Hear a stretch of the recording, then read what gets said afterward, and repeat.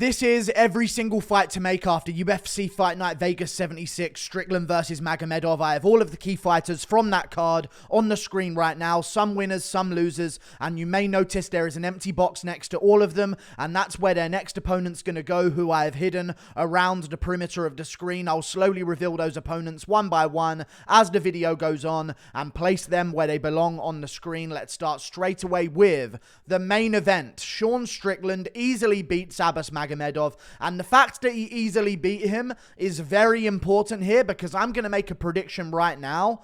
The winner of Whittaker versus Duplessis is not going to be ready to fight Israel Adesanya in September. I'm making that claim right now, okay? So I think Sean Strickland is going to be fighting Israel Adesanya in September in Australia, and even if he's not, I think he could be the backup opponent because after watching Whittaker versus Duplessis, regardless who wins, if I'm the UFC, I'm going to be like, well, they just had a training camp. They just had a fight against each other. Even if it was a first round KO, I'm still worried that one of these guys might get injured by going right back into another training camp for a title fight against Israel Adesanya. So I think regardless, if Whittaker or Duplessis don't take any damage, you need to have Sean Strickland on standby because doing two training camps back to back like that, there's a big chance that there's going to be some kind of injury. So I think they should keep Sean Strickland on standby, make him the backup opponent.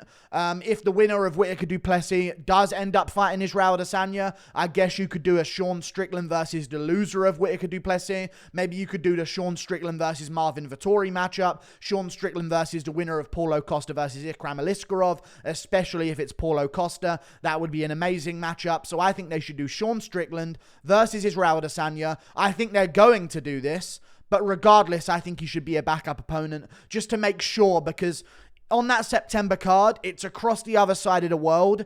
Israel Adesanya is the main event, and without Israel Adesanya on that card, I don't know if Volk's going to be ready if he does beat Rodriguez, which we'll talk about later today when I do my prediction video, but that card is likely going to be built around Israel Adesanya, so you have to make sure that there's an opponent there for him. So regardless, make Strickland the backup opponent, and I do think he's actually just going to get offered the shot because Whittaker and Duplessis, if Whittaker wins, which I think he's going to, I truly believe that Whittaker's going to take Duplessis at least 2 rounds, and he's going to hurt himself in that. He's going to hurt his legs, his arms, his hands. Things are going to get hurt. So I don't see him being ready for Australia in September. I think they're going to do Strickland versus Adesanya. That's just my honest opinion. We move on to another fight or fighter who lost in the main event, Abbas Magomedov. What a terrible performance from him. Had 1 round of cardio, completely gassed out as soon as he realized he wasn't going to get a first round KO. Absolutely embarrassing performance. Abbas Magomedov. Who does he fight next? He's not going to get a ranked opponent. I think he needs to go back to the unranked area of the middleweight division. And I think a perfect opponent for him that's just recently coming off a loss to Brendan Allen is Bruno Silva.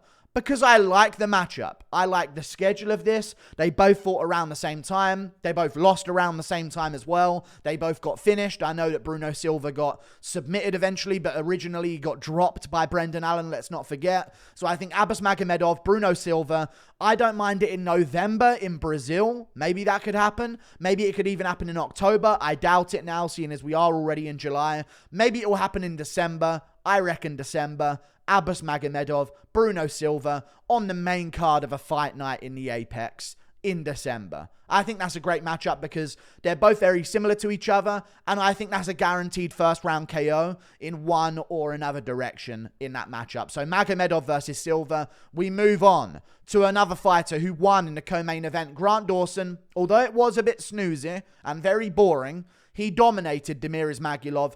Completely unexpected. New monster on the rise in the lightweight division. Someone to watch out for. I feel like Grant Dawson has earned a jump up the rankings. Not as far as to get a Benil Dariush. We've got guys like Armand Sarukian, and, you know, they're probably going to do Gamrot versus Fiziev. Just scheduling-wise, I can see them making that towards the end of the year. Maybe even for that October pay-per-view card. Who knows? But I think they're probably going to do Grant Dawson versus a winner of a matchup coming up very soon, and by very soon, I mean this weekend, Jalen Turner versus Dan Hooker. If Jalen Turner wins, which I believe he's going to, I'm actually spoiling a couple of my predictions here. If Jalen Turner wins against Dan Hooker, which I think he's going to, you got to give him another opponent that's ranked. And I don't think Jalen Turner has done enough to build back up and say, I want another top 5 guy. Put me against number 6 or number 7 in the world. He just lost to Gamrot. He's going to rebuild his loss if he does win against Dan Hooker. Snap that loss, turn it into a win, get a little bit of momentum back. And then I think you should match him up with Grant Dawson if he does beat Dan Hooker this weekend. And if Dan Hooker wins, maybe they can do Grant Dawson versus Dan Hooker as well. But I think Jalen Turner, Grant Dawson, because him beating Dan Hooker, Jalen Turner him beating Dan Hooker doesn't change my opinion about Jalen Turner at all. And when a guy's on a loss, you need a fight that's going to change your opinion about them. This is why I love Cyril Gane versus Sergey Spivak. He just got out-wrestled against Ngannou, against John Jones. He gets out-wrestled. That's a big part of his game that's a problem.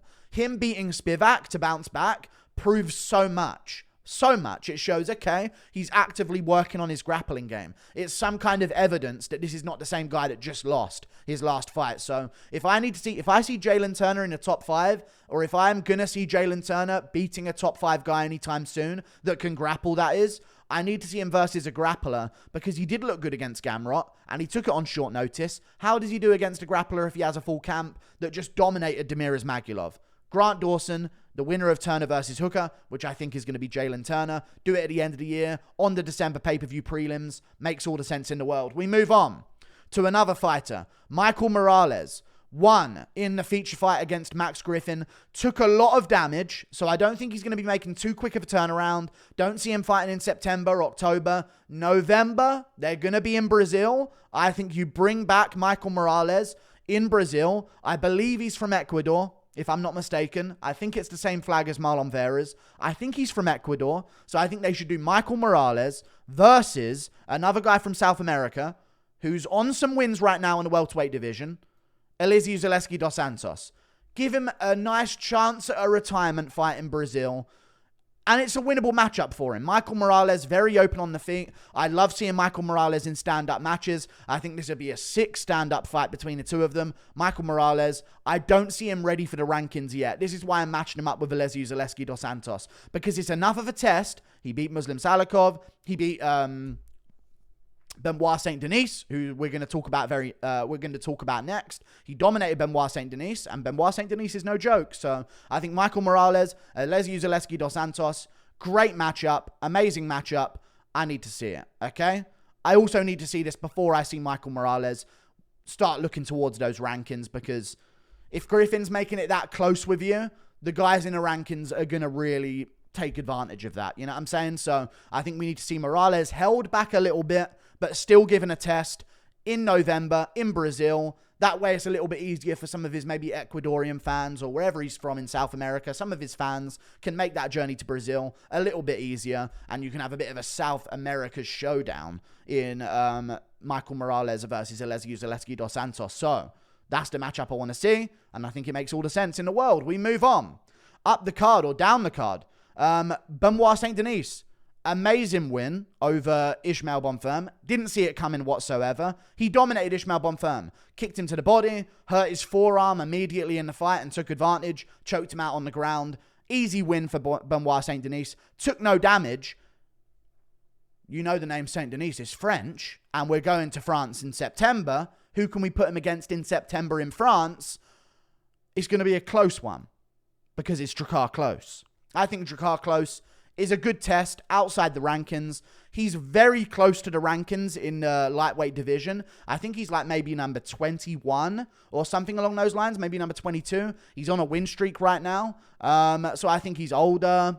Get him in there, put him in there against Benoit Saint-Denis. It's a good chance for Benoit to use him as a stepping stone, but Drakkar Klose is also pretty good, so it's actually a decent test for him. It's not just a walkover to get him to move up the top of the rankings. I think this is perfect. Drakkar Klose hasn't fought in a while. I say put him against Saint-Denis in France, because Benoit Saint-Denis had a great performance in France last time where he got a nasty finish. I say put him against Drakkar Klose in France again and build a bit of support behind Benoit Saint-Denis. If he's going to be the guy destroying your prospects in Ismael Bonfirm, you at least better make him a bit of a name. So get him in France again in September versus Drakkar Klose. We move on. Nursultan Uziboev or something like that. I can't even remember this guy's name. Nursultan Uziboev, I think his name is. Ruziboev, that's his name. He got a big win over Fakhretdinov in the middleweight division. Big win in the first round. No time for taking off, in my opinion. You know what I mean? No time to take off. Got an easy win in the first round. Definitely going to see this guy before the end of the year. I think he should be taking on Aliskiab Kizrayev. Fat boy. Either way, if you've seen a picture of this man recently, he is moving up to heavyweight, okay? And that's coming from me. This guy's packing on too much weight and he needs to lose weight. That's how you know you've sunk low, Kizrayev. I'm telling you that you need to lose weight, fat boy, okay? It's terrible to see. He's a good middleweight. He had a win over Denis Tululin in his debut, I believe. And since then, he's just got morbidly obese. So I think he needs to get back in shape, and we need to put him in there against Nursultan Ruziboev. That is his name. That sounded right when I said it. Ruziboev. Put him in there against Nursultan Ruziboev and have a matchup between these two. Maybe on the prelims of the October pay-per-view in Abu Dhabi. That would make all the sense in the world, in my opinion, when you look at where those two are from. You know what I'm saying? We move on to another matchup, which is who's going to be fighting Fakhretdinov. Who do I hate most? Well, we had an announcement about someone that's fighting Jack Della Maddalena. I thought this guy was going to get the call to fight Jack Della Maddalena. He's not going to get the call. So do him versus Fakhretdinov on the prelims of the October pay-per-view card. We need these types of background fighters, and by these type of background fighters, I mean no mustache, full beard. We need some no mustache, full beard fighters on the October pay-per-view card.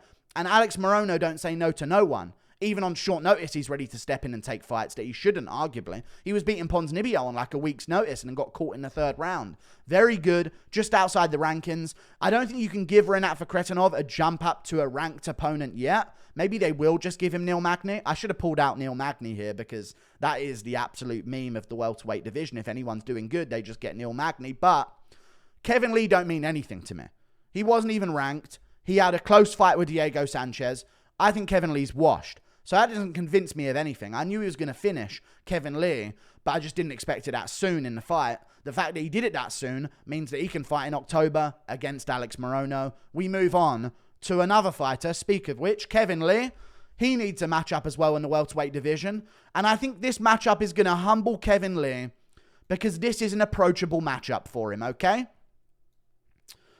Josh Quinlan just basically got picked apart and exposed as a little bit of a fraud as a prospect against Trey Waters in the welterweight division. Took a bit of damage in that fight as well.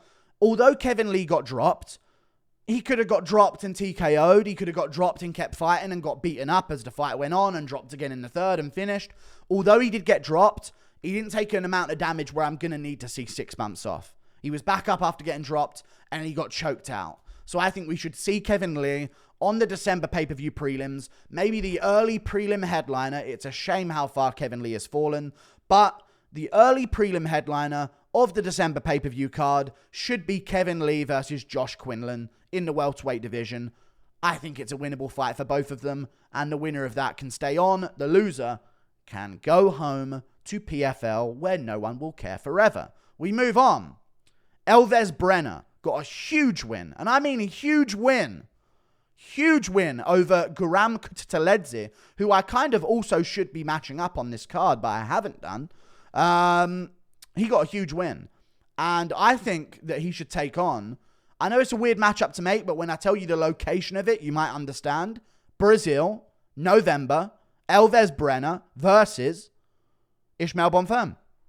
Two lightweights, put them against each other. Winner of that one is representing the Brazilians at lightweight. They can start looking towards the rankings. Not if it's Ismael Bonfim. Maybe he'll have to build a little bit more. But if Elves Brenner wins, you could, because at the end of the day, although Brenner did win against Guram Kutateledze, he lost to Zubaira Tukagov.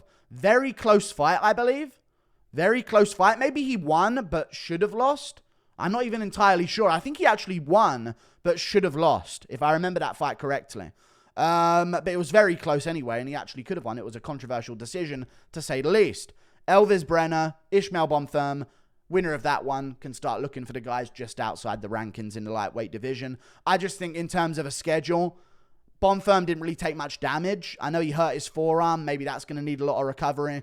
Maybe you just leave this until early next year instead, because Brenner took a lot of damage as well. But if they want to both fight again before the end of the year, they're on similar schedules, and they should fight in November in Brazil. Other than that, Joe Anderson Brito got a good win. I say do him versus... Who should we do Joe Anderson Brito versus? I guess we can do Joe Anderson Brito versus Jonathan Pierce in the lightweight division. That's a lightweight coming off some wins that arguably hasn't earned a ranked opponent because he just beat Darren Elkins. It's not really an incredible win. So maybe you can do that. That's a decent matchup. Joe Anderson Brito versus Jonathan Pierce. Winner gets the number 15 spot, and they can start looking for ranked opponents then. And other than that, Guram Kutsteledze. Who can Guram Kutsteledze take on? I don't want to see a rematch between him and Damir Ismagulov. So I guess just if keep Guram around because he's a known name. So if Terrence McKinney bounces back with a win, or if George Hardwick wins his debut after winning on the Contender Series, you can bring Guram back and put him against one of them. Give Guram a bit of time off first, though. But we'll give him to another prospect coming up. So it's either... At this point for Guram, because of his age, it's sink or swim. There's no, let's rebuild Guram with easier matchups for a bit. No. It's sink or swim. He's going to get nothing but killers. And let's maybe do him versus if McKinney comes off a win. McKinney versus Guram is a big fight at the end of the day. Toodle pip. See you later. And goodbye.